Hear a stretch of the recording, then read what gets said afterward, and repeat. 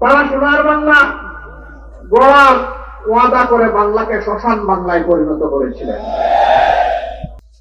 বাংলাদেশ মহান আল্লাহ তাআলার দান, আমাদের প্রিয় জন্মভূমি।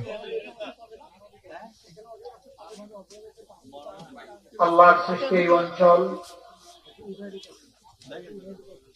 1 শতাব্দীর ভিতরে দুইবার স্বাধীনতার মুখ দেখেছিল। 1947 আজাদী আন্দোলনের মধ্য দিয়ে এই ভূখণ্ড অখণ্ড পাকিস্তানের একটি প্রদেশ ছিল। পাকিস্তান আমলে শাসক গোষ্ঠী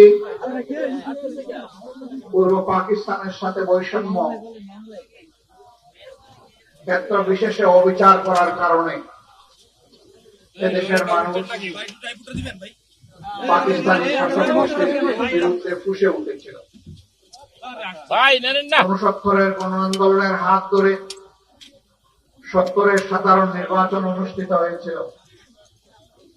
এই নির্বাচনের পর পাকিস্তানি শাসক গোষ্ঠীর একগুঁয়েমির কারণে নির্বাচিত দল এবং জনপ্রতিনিধিরা জনগণের ভোটের ম্যান্ডেটে যারা নির্বাচিত হয়েছিলেন তারা তাদের রাজনৈতিক অধিকার পাননি। সেদিন জনগণের ভোটের প্রতি সম্মান দেখাতে ব্যর্থ হওয়ার কারণে একটি যুদ্ধ অনিবার্য হয়ে উঠেছিল। এদেশের ছাত্র শ্রমিক কৃষক জনতা কাতারে সামিল হয়ে হানাদার বাহিনীর বিরুদ্ধে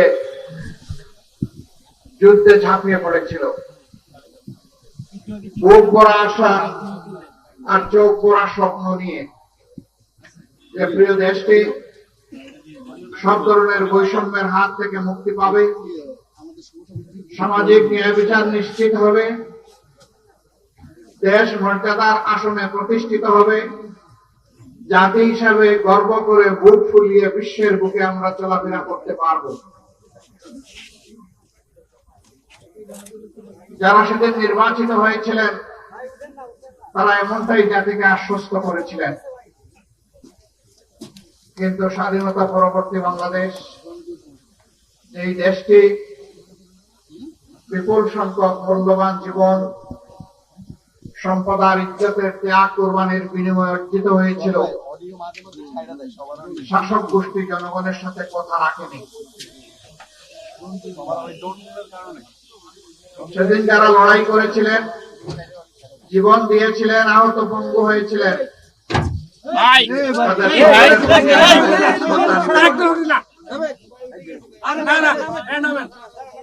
তারা জাতিকে ভুলে গিয়ে একটি পরিবার, গোষ্ঠী এবং সর্বোচ্চ একটা দলকেই তারা বাংলাদেশের মালিক এবং জমিদারে পরিণত করেছিলেন।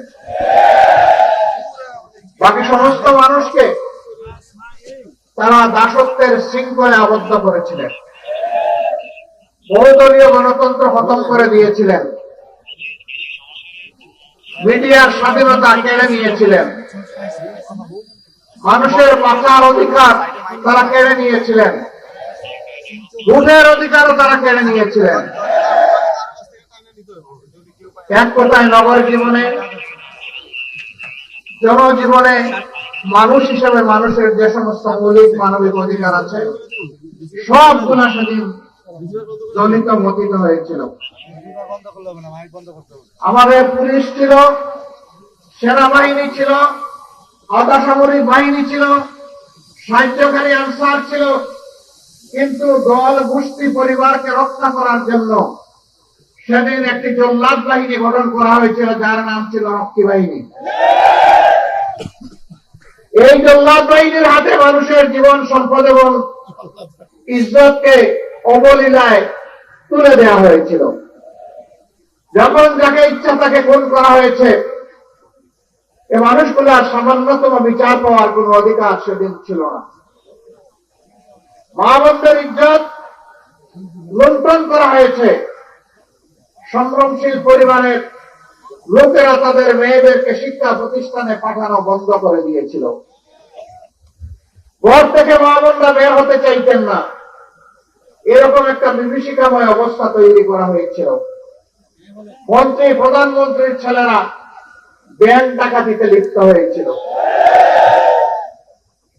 বাংলাদেশের জনগণের জন্য বিশ্ব থেকে এই বিধ্বস্ত অবস্থায়, যুদ্ধ বিধ্বস্ত একটি দেশের জন্য যে সমস্ত রিলিফ সামগ্রী এসেছিল তা বাংলাদেশে আসার আগেই বিদেশের মাটিতে বিক্রি হয়ে গিয়েছিল। ৭৪-এর দুর্ভিক্ষে লাখো লাখো মানুষ সারা বাংলায় হাটে মাঠে পথে ঘাটে তাদের লাশ পড়ে থেকেছে। এই লাশ দাফন করার মতো কোন ব্যবস্থা সেদিন ভালোভাবে ছিল না। সেদিন আঞ্জুমানে মফিদুল ইসলাম ঢাকার লাশগুলার দাফনের ব্যবস্থা করেছিল, কিন্তু সারা বাংলার চিত্র ছিল সম্পূর্ণ ভিন্ন। তারা সোনার বাংলা গড়ার ওয়াদা করে বাংলাকে শ্মশান বাংলায় পরিণত করেছিলেন। মাত্র 4.5 বছরের দুঃশাসন মানুষকে তটস্থ করে তুলেছিল। এরপরে তাদের কার্যক্রমের পরিণতি হিসাবে দুনিয়া থেকে তারা বিদায় নিয়েছিলেন। কে সেদিন তাদেরকে হত্যা করেছিল? যারা ৭১-এর রণাঙ্গনে মুখ জিতে দেশের স্বাধীনতার জন্য যুদ্ধ করেছিল, সেই সৈনিকরা কেন তারা সেদিন খেপে গিয়েছিল? এর উত্তর আওয়ামী লীগকেই খুঁজতে হবে, জাতিকে নয়।